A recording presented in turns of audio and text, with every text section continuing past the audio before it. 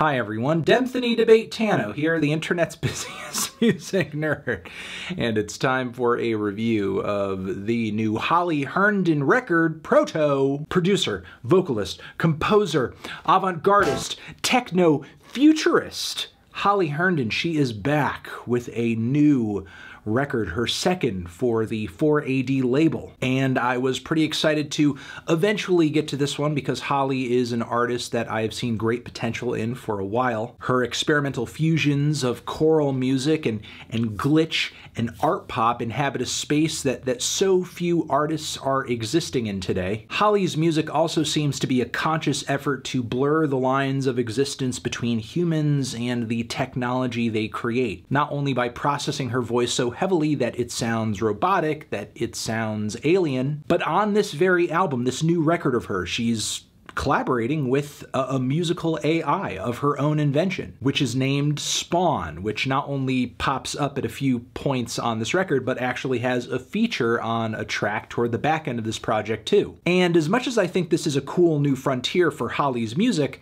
let's face it, collaborating with or creating an album entirely with a piece of artificial intelligence is not anything entirely new. It's very much been a thing. Electronic music artist Ash Kusha is just about to come out with another record with his own AI artist, Yona. There have also been AI pop idols, as well as the YouTube channel Dadabots, who've made quite a bit of AI-generated music up until this point. Actually, they run a YouTube channel right now where they stream quite a bit of AI or computer-generated death metal. So I guess this project isn't really about the novelty of this idea as much as it's about how Holly executes it. And even though Proto does feature some AI inclusion stylistically and sonically, it's not really all that different from Holly's last full-length album as well. Some of the sounds are a bit richer and the compositions are slightly sweeter and more accessible. There are creative parallels between this album and, let's say, Bjork's Medulla, as well as maybe like some of Enya's music. It's like I'm listening to a futuristic strain of new age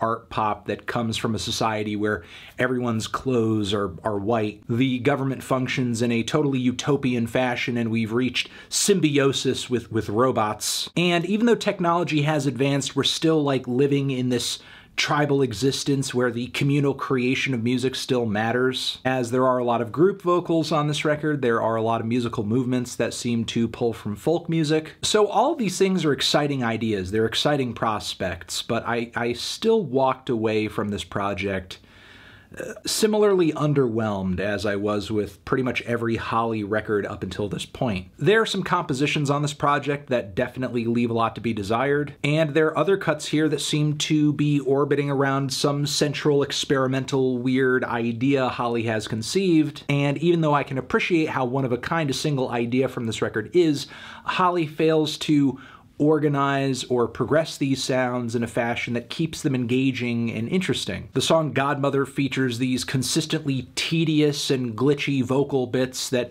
have some interesting rhythmic intricacies to them, but they just mostly sputter along inconspicuously. After a while, it does become slightly annoying. I do like the heavily processed blend of vocals on the track Fear, Uncertainty, Doubt, even though it once again presents a sort of futuristic and odd sound. The musical progressions on the track mostly feel like Holly is just throwing melodic paint at a canvas and seeing what ends up sticking or just looking kind of good. The song Bridge features these ambient, droning chorus vocals and kind of glitchy, manipulated spoken word passages over that.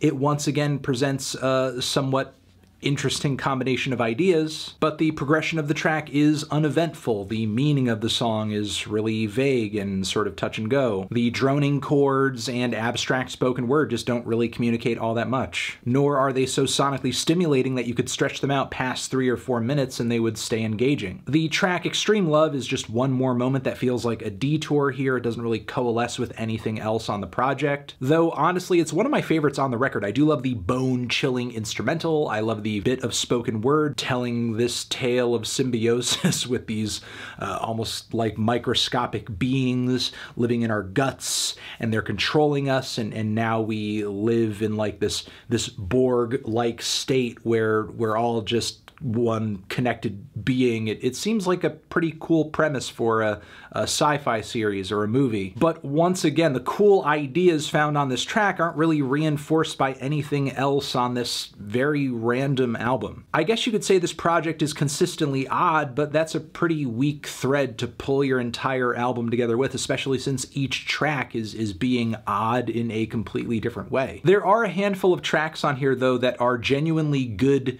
futuristic pieces of art pop with some fantastic compositional elements woven in. Alienation, Eternal, Frontier, the closing track as well. But as much as I like these tracks, I would say my enjoyment of them is really only relative in comparison with all of the other cuts on the record.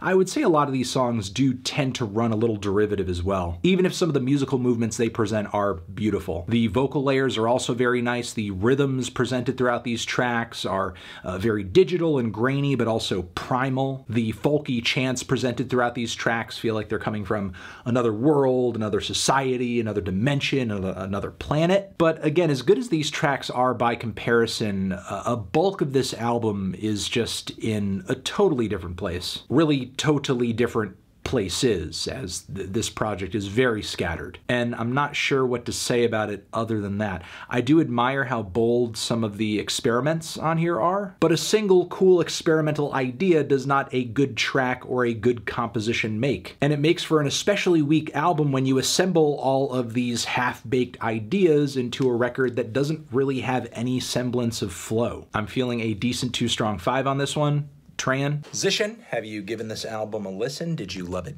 Did you hate it? What would you rate it?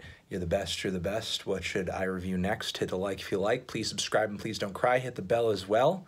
Over here next to my head is another video that you can check out. Hit that up or the link to subscribe to the channel. Anthony Fantano, Proto, forever.